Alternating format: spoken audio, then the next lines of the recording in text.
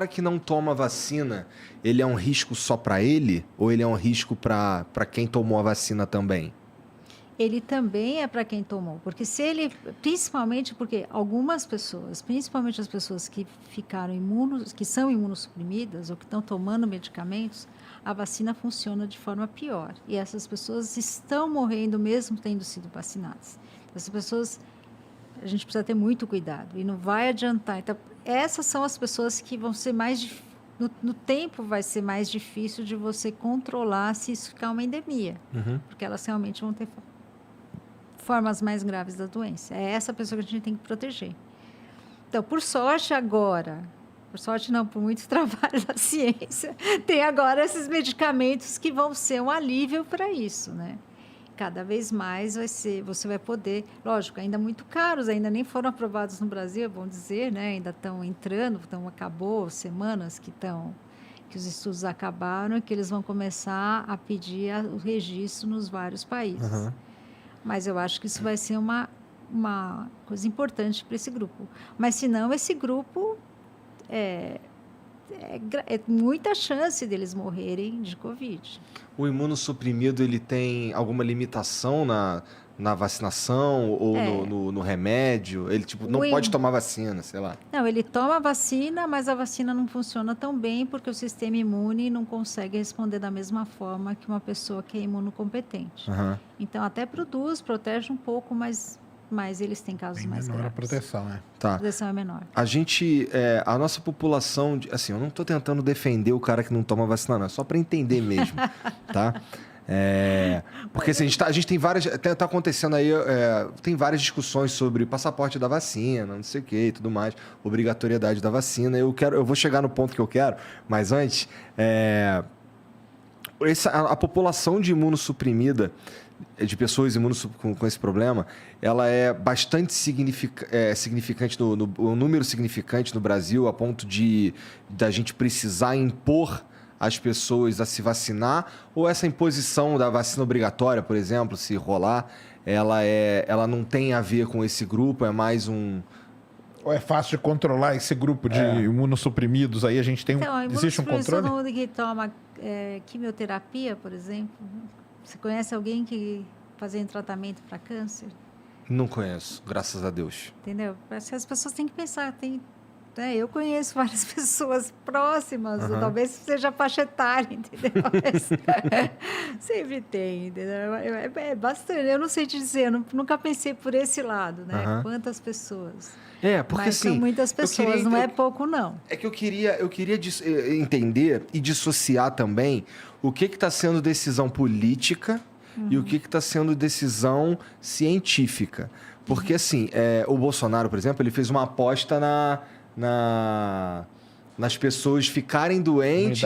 Imunidade de rebanho. Ele fez uma aposta nesse sentido, fez uma aposta no sentido da cloroquina, dos outros remédios e tudo mais... e agora ele, assim, eu queria entender mesmo porque assim, a gente vê, por exemplo, o governador de São Paulo, o Dória, com uma pegada diferente, mas eu tenho a impressão que são decisões políticas e não exatamente científicas. Então eu te pergunto sobre a obrigatoriedade da vacina, se ela é realmente um movimento que a ciência acha que é interessante, ou se isso é apenas decisão política de algum engravatado, alguma coisa assim. Era isso que eu queria saber, no fim das contas. O que você acha? Então, assim, eu não sei se a gente pode dizer que principalmente numa epidemia, que é uma questão que tem tantas pessoas e mexe com tantas coisas, que é uma decisão científica só. Eu acho que não dá para fazer o que foi feito, que é negar, e num raciocínio cada vez mais negacionista. Mas na hora que vamos tentar tirar esse tipo de... Não dá nem para discutir. Então, pensar aqui. Agora nós estamos aqui com um grupo. Essas decisões são são políticas no final. Você vai chegar e falar, olha, eu acho assim, eu vou querer proteger. Agora, é científico dizer, se eu te falar com um número, tem 1 milhão de pessoas. Eu estou chutando aqui. Tá bom. Você acha que é razoável ou não que a gente tem que proteger essas pessoas? Se forem 10 mil, que número que é? Qual que é a sua decisão? Vou passar a decisão para você, olha. Você fez a pergunta, eu falei, Qual é o número que você acha que é razoável? Aí é político. Porque é uma questão de quanto a gente acha que isso é importante e de quanto... Então, assim, tem as duas coisas. Acho que dizer que é só ciência não é. São sempre as duas coisas juntas. Você pode falar. Lógico, não tem nem cabimento. Você acabou de provar que a droga não funciona. Você continua distribuindo essa medicamento?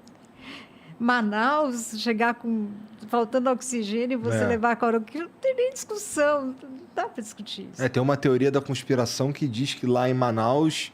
Teoria da conspiração, hein? Isso aqui vi na internet.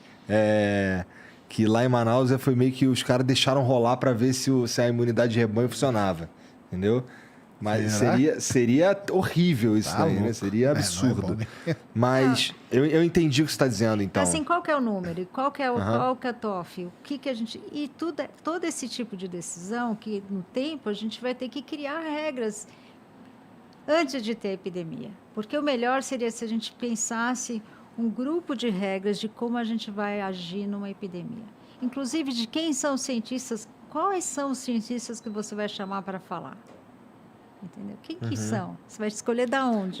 Porque a gente viu alguns cientistas indo falar uns absurdos também, então, né? você tem que ter eu acho que isso é muito importante, que se formem câmaras científicas com definição de como você escolhe essas pessoas, elas são indicadas por quem, como vai ser para você chamar realmente que tem uma coisa científica. Mas aí acho que com essa pandemia aí, o pessoal vai criar esses protocolos a partir de agora. Eu acho que precisa, né? Na verdade, a gente perdeu muito. Essa epidemia chegou num momento muito ruim da humanidade, porque, primeiro, existia uma guerra contra... Uma guerra, mas organismos como a ONU, como a OMS, estavam desacreditados, não tinham força política. Então, é muito difícil você organizar certas coisas e tomar decisão quando você está quebrando esses organismos, né? Os Estados Unidos não querendo, boicotando de dar o recurso que queria dar com o Trump. Sim. Aqui mesmo. Então, esse é um momento político ruim, que não existe epidemia ou uma guerra, você tem que ter consenso, você tem que trazer as pessoas juntas, você tem que juntar as pessoas. É uma guerra, se cada um fica dando tiro contra o outro. E eu acho que foi o que aconteceu. Então, eu acho que a gente tem que preparar, e é a próxima, para a gente não entrar tão assim, sem saber o que fazer. Porque numa epidemia, se você vai pensar o que você vai fazer, não pensou antes, você não dá conta de fazer, porque é muito rápido, você tem que ter muito certo o que você quer. Porque uma próxima vai ter, né? Eu acho que sim. Olha, do jeito que está, é capaz de ser até a polio. Eu acho que é bom todo mundo vacinar os seus filhos, não esquecer do Zé Gotinha e nessa, porque não precisa ser nem um vírus muito diferente. Só de pensar isso aí já ia dar uma tristeza.